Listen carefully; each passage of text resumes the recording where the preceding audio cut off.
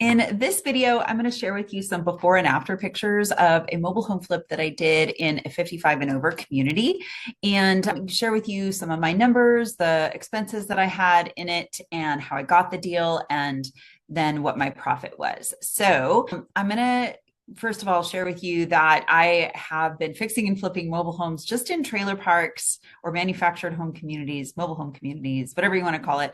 They're on leased land. Okay, that's the point, is they're on leased land and the person owns the home. The person who buys it from me owns the home, and then they lease the land from the mobile home park owner. So this is a super profitable, beginner friendly house flipping niche that I've been teaching students for the last couple of years. I have been flipping since 2019 in my city. So I recommend you guys to, if you're looking to start flipping mobile homes, that you start in your city. Like, until you get good with finding contractors and getting good at analyzing your numbers on a deal and getting familiar with after repair values and stuff like that, it's really a good idea for you to start in your city, because then you can have some very hands-on experience with flipping. And I would recommend you don't go out of state to do it when you're starting out. People ask me all the time, where should I start?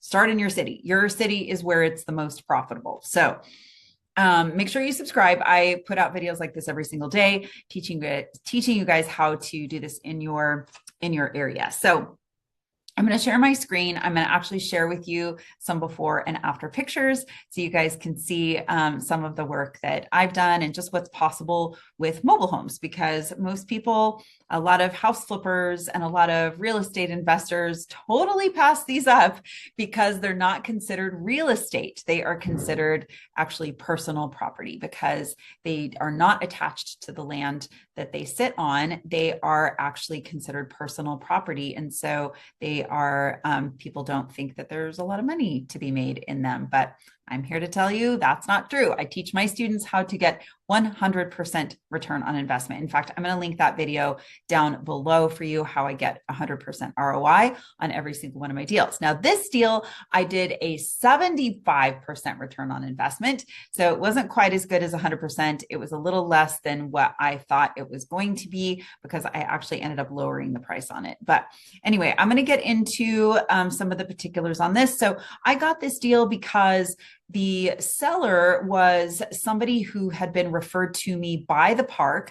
I already had created a relationship with the park. In fact, I recommend that. I will also link that video down below for you too on how to get off-market deals. But all of my deals come to me off-market because I have marketed myself as a mobile home buyer. So the seller contacted me because they heard about me from the mobile home park, and their circumstance was that their mom lived in this home, and she had they had to kind of emergency get her out of the home and get her into an assisted living facility. So it was her grown children. Both of them were from out of state, who had come to, get their mom situated and then clean up the house. And so they got in contact with me while they were in town and boxing all of the home up and trying to get everything in order. And they were really, really motivated to sell this home because they didn't want to have to deal with it. Honestly, that was their huge motivation, was, I don't want to have to deal with this home. We live out of state. We don't want to have to deal with fixing it up. It's a fixer-upper. It's a cosmetically completely out of date. It was a 1979 2-bedroom, 2-bath, single wide in a 55 and older park. These people did not want to have to deal with that. They just wanted a quick solution, and they knew that I could help them out.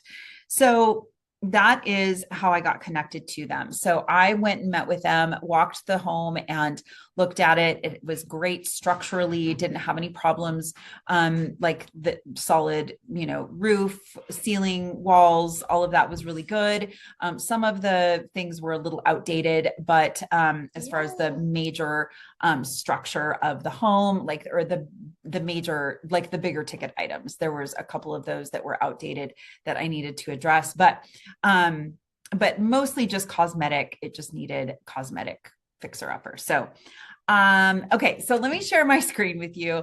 I ended up offering them, I ended up offering $20,000 for the home. And the reason that I offered 20,000, so I live in a little bit more expensive area of the country. And the whole reason that I offered them that much, and I've bought homes for less than, many of them less than 5,000. This one, I knew that I could fully fixed up and rehabbed, I could sell for 120 or 100,000 or more. So 100,000 was pretty much that was a low price. So because I knew what homes sold for in this park, and I had done flips in this park. I had done my analysis in this park. My recent analysis told me anything that I could sell it for over 100,000. So that's not the case with every single park in my area, but this one, that was definitely the case. So you can see it's a total cosmetic fixer-upper. You can see it's got the old carpet, it's got old linoleum cabinets, yeah, old brown cabinets. It even has this like little, like this, what is this stove thing? What are those called? I can't remember. I don't remember the name of them. You guys know what I'm saying, but it totally stuck out. It's big black, I don't know. I don't like those. I've actually bought a lot of homes before that have them, and I always have them hauled off. I don't like them. I know they heat up the house. I think it dates the house, and I think they're an eyesore. That's just my personal opinion. Anyway, so it had all original everything. When I got a hold of it, this is what it looked like. And then I'm going to show you the after pictures in a second. But basically, we redid everything cosmetically. It did need a new water heater. I fixed that, or I replaced that. I recommend too, when you are fixing and flipping a mobile home, that you focus on the big items first. And so run your numbers with those items already replaced. Like water heaters are a great thing you really want to know what the age of a water heater is when you're just starting off. Because if you're buying a home that is, especially in a 55 and older community, I will say that the people who are going to buy my home are thinking about retirement, or they are retired. They do not want to have to deal with major expenses like a water heater or a roof or a furnace. So making sure that those are, it doesn't, like, especially like with a furnace, if it's in good working condition, then it doesn't necessarily need to be replaced. But you do want to know what the age of it is. Like somebody who is 70 years old who might be buying this home doesn't want to have to deal with replacing a furnace. That could be a huge expense. So make sure that you get those numbers figured out first. Roof, hot water heater, furnace, air conditioning. Those are some of the major systems in a house that are not cosmetic, that need it to be, they need to be good in order for it to be livable. So anyway, that I replaced the water heater. The rest of the items were good. And then the rest is just cosmetic. So this is the after. You can see that we basically did everything new. I did stage it too. I recommend staging your homes if you want them to sell, especially single wides. They're a big rectangle box. I say this all the time, but especially single wides, people need to be able to picture how their furniture is going to look and feel, and they sometimes don't know what to do with this narrow space. So if you can just kind of take that off the table for them so that they can picture, oh yeah, this is what this is how my furniture could look in this home. So this one has what I call a bump out. This is really common. I don't know actually what they're actually called. If it's called, I've heard them called a pop out. It doesn't technically pop out. Like it's not movable. It's actually structured with the home. Very common with single wides. You'll see them really often. They were built with older single wides, 70s and 80s. It just extends the living room space on a single wide, which I think is nice. And I like them. I think they're a good little addition to a single wide. And everything else, cosmetic, lighting, new cabinetry. We this right here is where we go back here, that right here, that's where that was. And we took out that little bar area and the overhead cabinets and basically created a nice walk-through, pass through right here on this side of the island. And now it's just an island. It's a smaller island. You can see it's just like 2 seats there. But that just opens it up. And this is a butcher block countertop. Those are not that expensive. And I like using those on my islands because they're not super they're deep enough when you buy them in a slab. The other alternative would be like granite or quartz when you're doing an island, and those are expensive. And I typically don't see the return on investment with something like that. My buyers they're not, mobile home buyers are not necessarily looking for those super high end finishes, nor do they expect it. If you want to, and if you live in a really nice area, or you're in a really, really beautiful mobile home community where you could you could put in those kind of improvements and see a return on that, then great, do that. But I'm always a little hesitant to do that.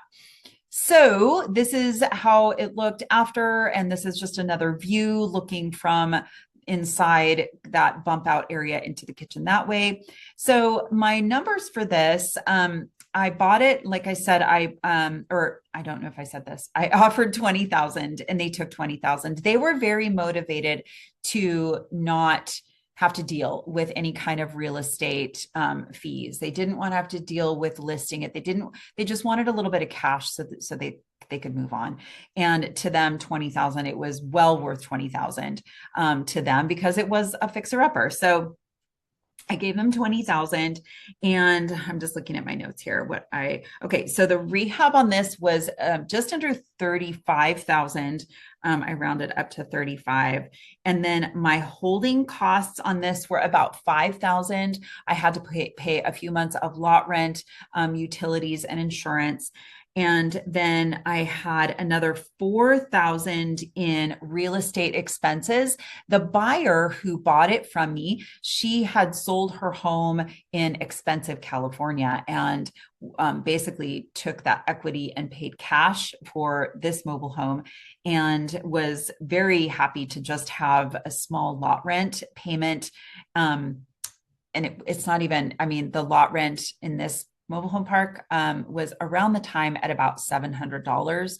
It's gone up since then, but that she's happy to pay $700 a month in exchange for this, really nice remodeled home.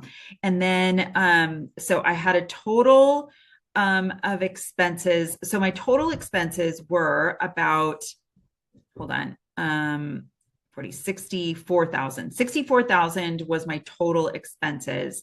And then I ended up selling it for 112,000. I had it listed for 120 and I took an offer of 112. And so I made a $48,000 profit, and that was a return on investment of 75% return on investment. So I teach the 100% ROI method in all of my formulas. So I'm going to link that video down below on how I make 100% return on investment. So go watch that one next, and I will see you in the next video.